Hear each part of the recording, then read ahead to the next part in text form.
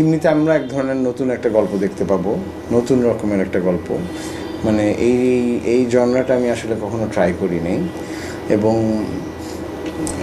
মহানগর তো ধরেন খুব সিরিয়াস একটা গল্প, জিম্মি কম্পারেটিভলি আরেকটু অনেকটা ব্ল্যাক কমেডি টাইপের, যে আরেকটু স্যাটারিক্যাল, আরেকটু পাঞ্চি ওরকম। জিম্মির বেলায় যদি আমি বলি, যেহেতু এটা আমার অনেক আগের একটা গল্প ছিল এবং এটা আমার প্ল্যান করাই ছিল যে আমি আসলে জয়া আহসানকে নিয়ে করব, তো গল্পটার মেজাজটা আরেকটু আমার মনে হয় যে কম্পারেটিভলি আরেকটু সুদিং, আরেকটু হালকা, দেখতে ভালোই লাগবে, মজাই লাগবে, এরকম একটা প্যাটার্নে করা। মানে একদম যে খুব চাপ পড়বে মস্তিষ্কের উপরে, অতটা চাপ এবার আমি আসলে দিতে চাই নাই, কারণ আমরা সবাই খুব চাপের মধ্যে আছি এখন।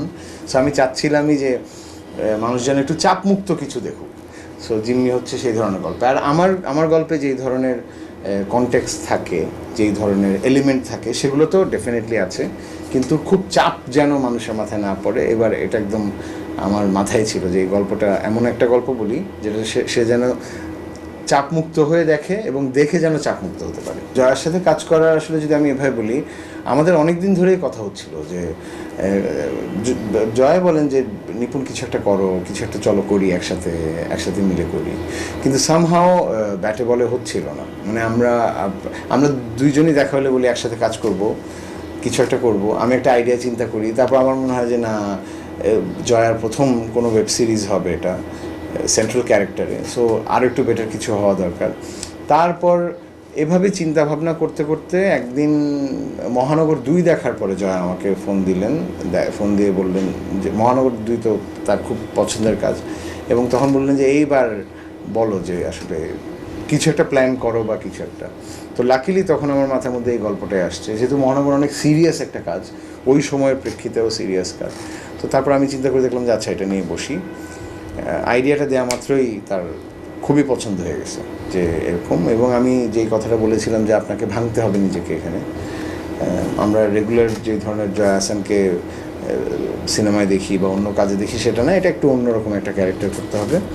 এবং তাতে সে আরও বেশি আগ্রহী হলো যে হ্যাঁ, তাহলে যদি নতুন কিছু করা যায় তাহলে দেখি কী করা যায়।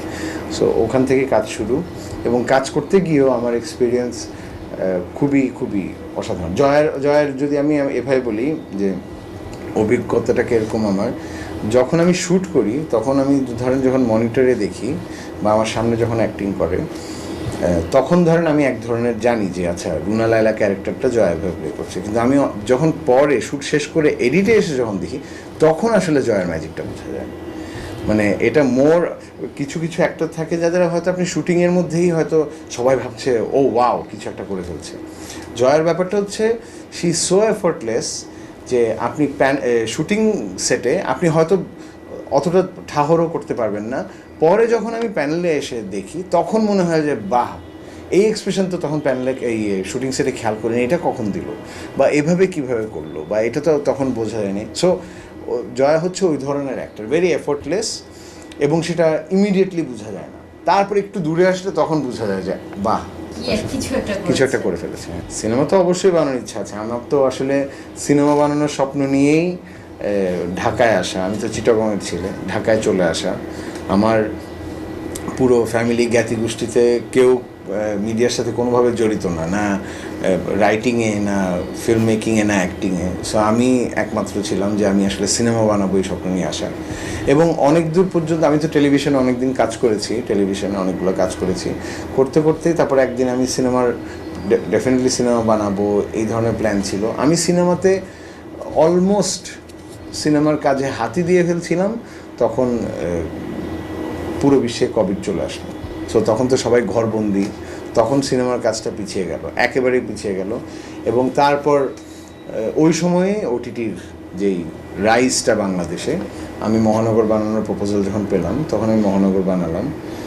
এরপর এই মহানগরের চাপে এবং ওয়েব সিরিজের চাপে আমার আসলে সিনেমাটা একটু ব্যাকসিটে চলে গেছে, কিন্তু আমি আবার প্ল্যান করছি যে এই যে জিম্মির পরে আমি সিনেমার কাজে হাত দিব। এখন এমনিতে অনেকগুলো কমিটমেন্ট আছে ওয়েব সিরিজের প্ল্যাটফর্মের সাথে, বিভিন্ন প্ল্যাটফর্মের সাথে, কিন্তু এখন আমার মনে হচ্ছে যে না, একটু অভিনেত্রী হিসেবে তো আমার মনে হয় যে আমি একজনকে কেন চাইবো, আমি তো যেহেতু একজন ফিল্ম মেকার, আমি তো একটু লোভী, হ্যাঁ, সো আমি চাইবই যে সবাই থাকুক। এত ব্রিলিয়েন্ট অভিনেত্রীরা যদি আমার সেটে থাকেন, তাহলে আমার কাজও অনেক প্রেশার কমে যাবে, যে ওনারাই অনেকটুকু কাজ বের করে আনতে পারবেন। আমি তো সবাইকেই চাই।